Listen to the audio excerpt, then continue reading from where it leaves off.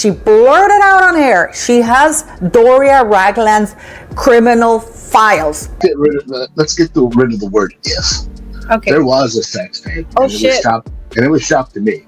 And I saw it. And I know it was her. The father who actually brought her up, who paid for her private education while her mother was in jail. You have. She says, a guy sent me a tape of this model/actress. Then she says, her name is Meghan, and she's about to marry a prince. Doria Ragland had indeed gone to prison, which would suggest why she abandoned her daughter Meghan Markle for all of those teenage years, allowing her to be raised solo by her father Thomas Markle. Is this the face you make when picking out a Christmas tree? Is it just totally full of Christmas cheer? Called her embarrassing and cruel and says she's never been authentic and fakes it for the camera. Did you understand any of the words that Meghan just said? I don't understand them. What does she mean by navigating? Meghan begged her father to stop making same mistake. She's not the hypocrite. The statement is shocking. Is shockingly cold-hearted even by Meghan Markle's standards. Very, very bad for both of them. Meghan, who screamed, don't leave me, don't leave me. And Harry, who actually has leaned on his mother-in-law to be helpful emotionally to him. But she's going. It's very, very bad for both of them. Meghan, who screamed, don't leave me, don't leave me. And Harry, who actually has leaned on his mother-in-law to be helpful emotionally to him. But she's going. Meghan Markle and her own mother, Doria Ragland. She has been completely miserable in the last couple of public appearances that the fake Duchess forced on her. Doria, are we ever going to find out the truth, Tash, about what she got up to? Of course, both Lady Colin Campbell and Samantha Markle on special episodes here on Outspoken have revealed a lot about what was going on during those years, which did seem to include at least the proximity to drugs. What do you make of this new on-air claim? That Meghan Markle was as kind as you are, beautiful people. I reported that Meghan Markle had not reached out to her father, sending an email to a old email address that she did reach out to him. You know what it is like? It's like you phone somebody at home when you know they're not there. So you can say, hey, I called you, but you were not there. Throughout the early years of Meghan Markle's upbringing, there exists a disconnect between public perception and documented facts. Her father, Thomas Markle, served as her primary guardian. He handled tuition payments for exclusive educational institutions. His presence remained constant during formative years. As the father, the man who raised her solo when her mum ditched her during her teenage years. Her compassion for the father who actually brought her up, who paid for her private education. Meghan Markle always reaches out to set him up, and she didn't know about it. It has always been my firm belief that Meghan Markle set her own father up because she didn't want him to come to the wedding.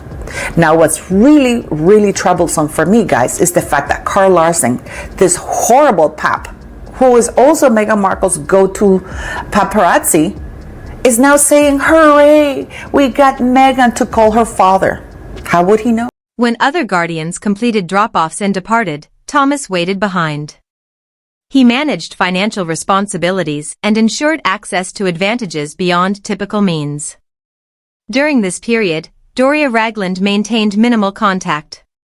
No brief appearances, no periodic check-ins. Years passed without meaningful presence. These circumstances lack proper documentation. No specific dates exist, no transparent explanations, no verifiable chronology. Markle howled, "Don't leave me," as her mother Doria Ragland moved out of her and her hen-pecked husband Prince Harry's Montecito mansion, RadarOnline.com can reveal. She's seen how her daughter treats people, and as a calm yogi, she simply doesn't want to put up with it.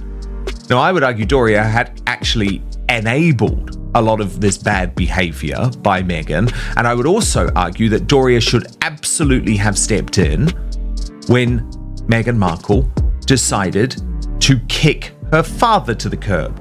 Because if there's one human being in the world who knows that Thomas Markle was the main caregiver to Meghan during her very difficult teenage years. Only ambiguous descriptions emerge, unavailable, pursuing personal matters, or exploring other paths.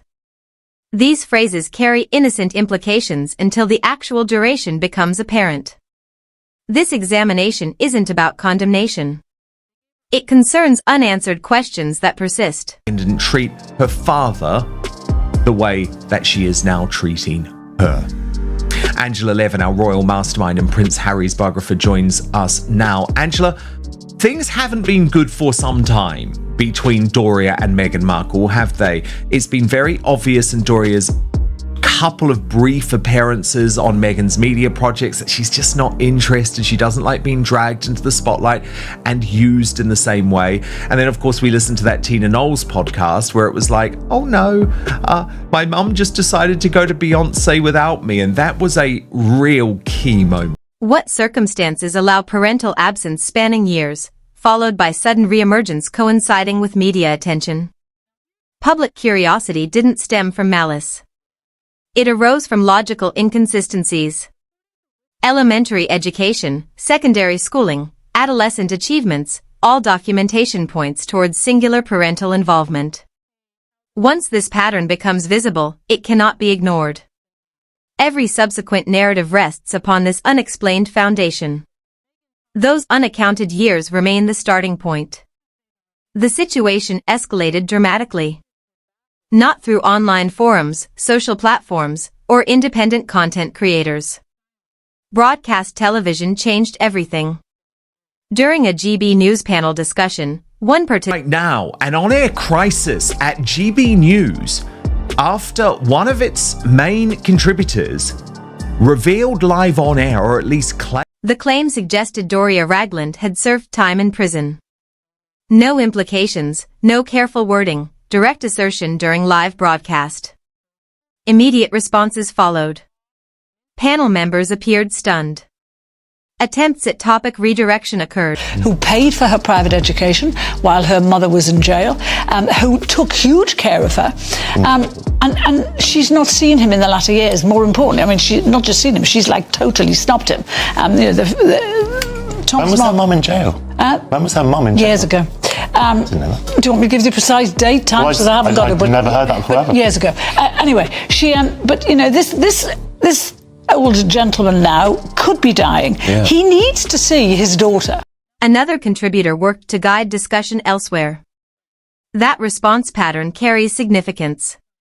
When completely fabricated information appears on live television, standard procedures involve producer intervention, host corrections, and legal concerns. Instead, observers witnessed uncertainty and evasion, uncomfortable reactions, forced transitions, abrupt conversational shifts.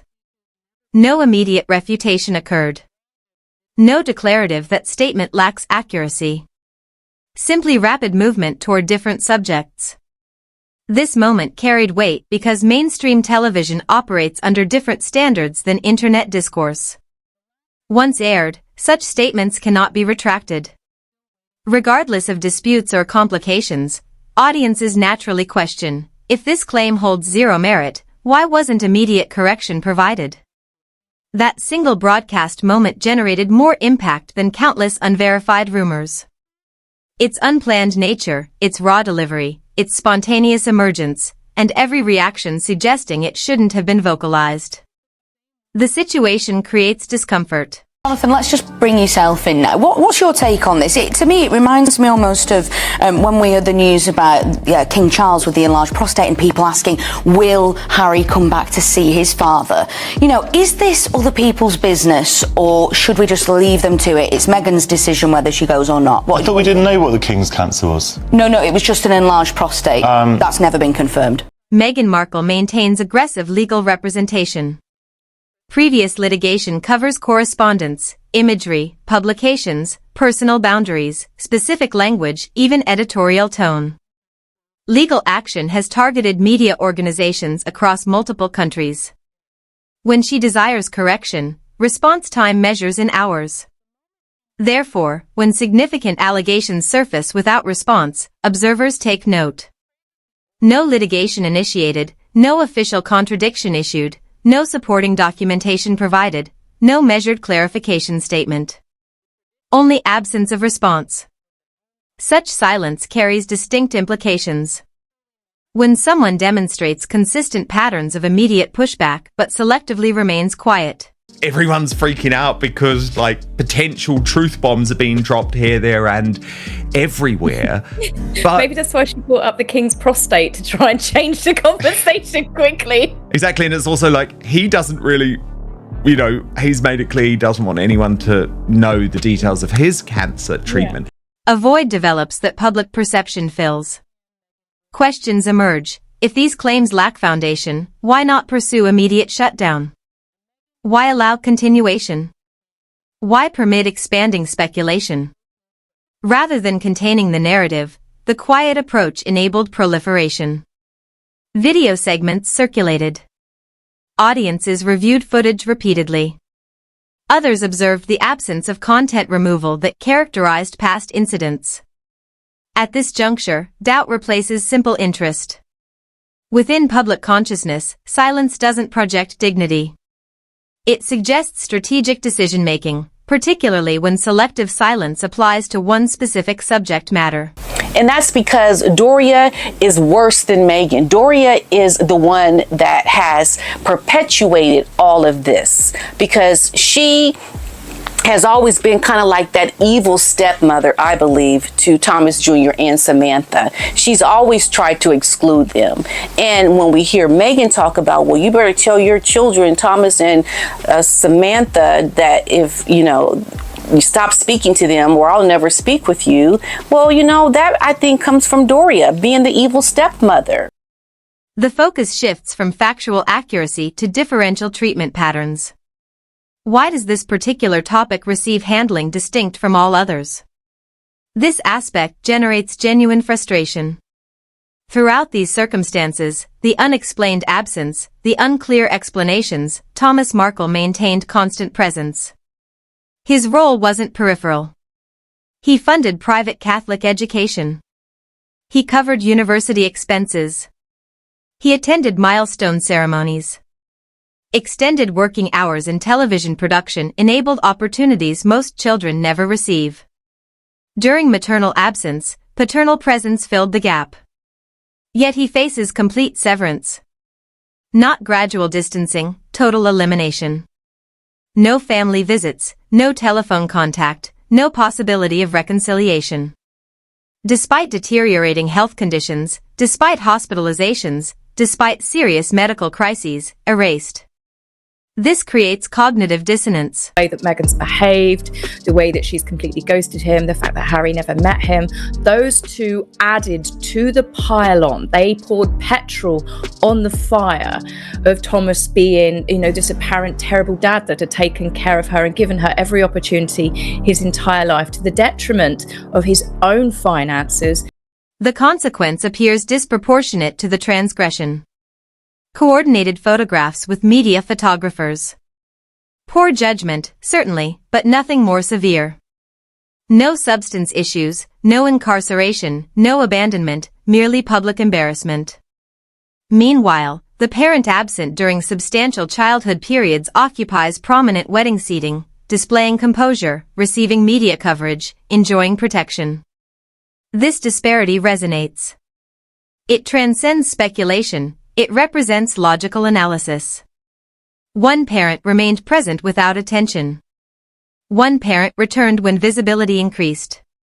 Only one faced permanent removal. For many observers, confusion transformed into clarity. The pattern appeared intentional. Here lies the uncomfortable truth. Persistent rumors require sustained reinforcement to maintain longevity. He needs somebody with his best interest at heart with him, and I don't think Meghan Markle is one of them, in spite of the fact that he keeps calling out for her. I guess that when you're in the latter stages of your life and you find yourself very sick, without a foot, not knowing if you're going to make it or not, facing major operations, you want to kind of wrap up your life and fix whatever is unfixable. I don't know. Please let me know what you think in your comments. I found that very uncomfortable to see Mr. Markle portrayed like that and slurring his words, because clearly he's under the effects of anesthesia. So, but what a disgusting woman. And talking about Meghan Markle being disgusting. Across multiple years, explanations have shifted based on the source. Sometimes personal boundaries get mentioned. Sometimes individual autonomy. Sometimes unclear references to separate journeys. Other instances hint toward challenging periods, questionable associations, or extended absence. Yet the fundamental issue remains unchanged. An extended duration exists where maternal presence simply ceased. Nobody has provided comprehensive adult documentation that definitively resolves these questions. This vacuum enables continuous theory evolution. Incarceration, substance problems, rehabilitation centers, alternative living situations, escaping obligations. Debates focus on specifics because specifics remain hollow.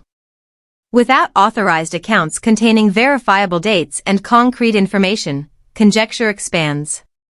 When multiple narratives surround identical missing timeframes, accuracy becomes secondary. The pattern itself becomes primary. Extended absence, eventual return, perpetual lack of proper explanation. If circumstances were straightforward, resolution would have occurred and concluded. Yet that hasn't happened. Each attempt at clarification generates additional inquiries. This subject refuses to disappear, regardless of dismissal frequency. Stories don't maintain this persistence unless central elements remain unresolved. Here's where situations quietly shifted direction. Netflix represented the protected environment. Substantial investment, complete authority, favorable editing, a space where embarrassing content doesn't survive unless intentional. Standard industry practice operates this way. But audience reception told different stories. When With Love Meghan launched, protection seemed absent. I'm a little confused why it wasn't just called a Christmas special and instead they opted for a holiday special. I feel like that would have made sense if it came out earlier in the season, like around November, like earlier in November before Thanksgiving. It would have made sense for it to be a holiday special because it would have like kind of been for the whole holiday season and the vibe across Thanksgiving all the way through till Christmas. So I feel like it doesn't make that much sense for it to be called a holiday special when it's really all about Christmas and came out in December. No extensive promotional campaign materialized, no cultural breakthrough occurred, no celebration followed. It appeared and then descended. Viewership metrics communicated rapidly. In streaming environments, platform silence conveys messages. Confidence generates promotion. Hesitation generates withdrawal. Here's the significant indicator. Netflix didn't sanitize content. They preserved the uncomfortable pauses. They maintained awkward responses. They kept moments most public relations teams would desperately eliminate. This isn't coincidental. It represents strategic repositioning. Studios implement this approach when long-term investment confidence weakens. Self-protection becomes priority. They allow footage to remain so future accusations of concealment become impossible. Suddenly the program transcended cooking demonstrations or aesthetic presentation. Audiences began analyzing expressions, studying reactions, examining authority structures. Once viewers adopt this analytical approach, fundamental transformation occurs. Netflix didn't launch attacks. They didn't reveal damaging information. They simply stopped preventing failures. And in entertainment industries, when platforms reduce protective measures, it typically signals detected instability beneath supported individuals. This moment caused many viewers to shift from passive listening toward active observation. Meghan Markle dropped a trailer for the holiday special on Netflix, the last dying breath of With Love Meghan. At least there won't be any more, as far as we know. I can't imagine they would want to have more, but I will spare you clips of it. It starts with Meghan trying to sort of skip through some trees, which just looks silly, a little bit too try hard for my taste. Netflix retained content most productions quietly eliminate. Instances where others receive recognition and responses lack warmth. Instances where focus transitions and enthusiasm diminishes. Instances where smiles appear initially then rapidly fade. The Naomi Osaka sequences stood out immediately. Shared space, shared activity, completely contrasting atmosphere. Naomi appears courteous yet detached, seemingly calculating time remaining. Meghan repeatedly seeks affirmation. Small remarks, indirect glances, silences clearly anticipating approval. Approval never arrives and Netflix doesn't edit. Then smaller details emerge. Production staff commending another person's contributions, visitors receiving compliments, decorative pieces, culinary presentations, handmade items, minor elements. Suddenly cameras capture frustration, averted eyes, departures from scenes, subdued responses where excitement was anticipated. These aren't major controversies, they're behavioral indicators. And audiences replay indicators. They examine them in slow motion. They share segments. They debate in discussion threads about expression meanings. This creates dangerous territory for image-dependent individuals. Meghan Markle seems like she is in the loony bin, and no disrespect to anybody who's ever been in the loony bin, those who might be watching us in the loony bin right now, but Meghan Markle, it's like she's doing arts and crafts, and they've given her those scissors they give to children where they don't have any sharp edges. They're like, let the girl do arts and crafts under supervision, let her play in the fake kitchen with the camera crew. Nothing about this feels real to me. And then what really stuck out to me was that her dog Guy is in the show. So her dog is in the show. Netflix avoided direct accusations. They added no explanatory commentary. They simply maintained camera operation. Once viewers perceive unscripted authenticity, engagement intensifies dramatically. Now content doesn't feel manufactured, it feels exposing. This moment generated widespread audience reconsideration. Not because evidence emerged, but due to how information surfaced. A video segment began recirculating from previous years. A podcast discussion. An individual dealing with celebrity controversies, describing a telephone conversation he allegedly received, not speculation from fan communities, someone detailing a specific scenario, specific recorded material. And one statement that created widespread silence. She's approaching marriage with royalty. That temporal element explains persistent circulation. According to accounts, the recording predated royal involvement, preceded the engagement, preceded comprehensive security implementation. Yet nothing ever appeared publicly. No video evidence, no verification, no dramatic disclosure, but also, and this captures attention, no observable aggressive legal response either, no public litigation, no forceful suppression, just complete silence. For clarity, such stories circulate throughout Hollywood constantly. I've done so many videos about this with the file numbers because yes, the lawsuit when she was sued to be evicted from her apartment in 1996 for not having paid rent, it's there. It's public domain. But the other file, it's been sealed. She got so wrapped up in telling the news that she just blurred out. Most lack substance and typically receive rapid handling. Legal representatives make communications. Official statements release. Stories disappear. This one didn't. Instead, it remained present, surfacing periodically, receiving quiet dismissal, never completely addressed, never completely eliminated. When viewers encountered this following family inconsistencies, Netflix tension, public relations struggles, randomness dissolved. It resembled another element audiences weren't supposed to emphasize. Regardless of accuracy, once such topics receive vocal acknowledgement, atmospheric shifts occur because now the inquiry transforms from "is this authentic?" into "why does this receive different treatment than everything else?" Nobody does that, Meghan. Why? Because it would go absolutely everywhere, all over your food, in your drinks. Don't do it. Your hostess will not be very happy. But it was really bad. And yes, it was awkward. I'd say there was more awkwardness in that episode than what I had seen in any of the others. She and Naomi Osaka had me wanting to put a cushion over my face like a horror film. Both Naomi came across as really lovely, but the friction, honestly, it was just painful. Those two women couldn't be on different planes. Then corrective measures appeared. Precisely when video segments were spreading, audience discussion intensified, and television programming became increasingly direct, People magazine suddenly produced a very particular article type. Not journalism, not breaking news, reassurance messaging. The terminology revealed everything, completely unified, zero conflict, merely external noise, more resilient than ever.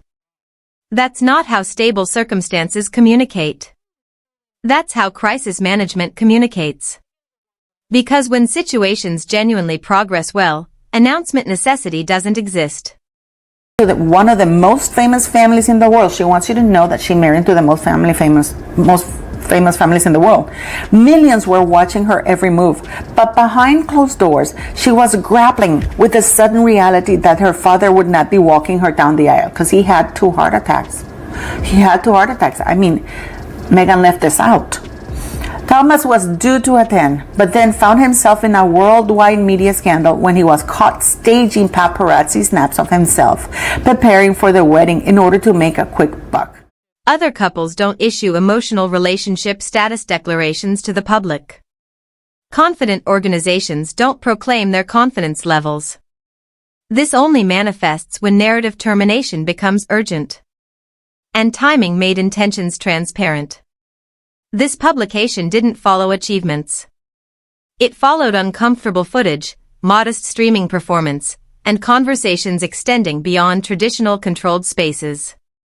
People magazine has consistently provided favorable coverage, which precisely explains why this felt less like celebration and more like damage limitation. Rather than reducing concerns, it triggered warning signals. Viewers interpreted it as, why are explanations necessary? Who's the intended audience? What preemptive action is this? When public relations communication employs excessive softening language, audiences assume underlying problems exist.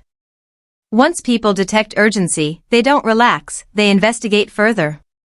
Here's why all these elements converged simultaneously. She left the royal family to allegedly sign a $100 million deal with Netflix and $20 million deal with Spotify because she married into the royal family. The desperate pleas from Thomas and his family for Meghan to make contact are hardly going to encourage the Duchess to change her mind, given their constant condemnation and legal threats. And there you have it. Throughout years, certain inquiries were designated as prohibited territory. Voiced the wrong opinion and dialogue ceased. But that authority is eroding. The criticism doesn't originate from singular sources anymore. It emerges from everywhere. From individuals with diverse appearances and perspectives, who can't all be categorized with single dismissive labels. Consider the timing. A Netflix production that didn't receive protection. Live broadcasting stating what previously remained whispered. Historical video segments resurfacing because nobody rushed removal. Public relations suddenly communicating excessively and rapidly. Once topics cross into mainstream television programming, status changes. Even when debates continue. That is me interviewing Kevin Blatt, who was very kind enough to come on my channel talking about Meghan Markle's sex tape.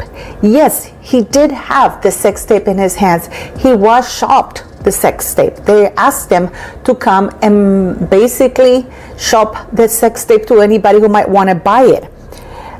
He is a Hollywood fixer. He's the one who was sued by Paris Hilton and she won for leaking her sex tape. Even when confirmation never arrives.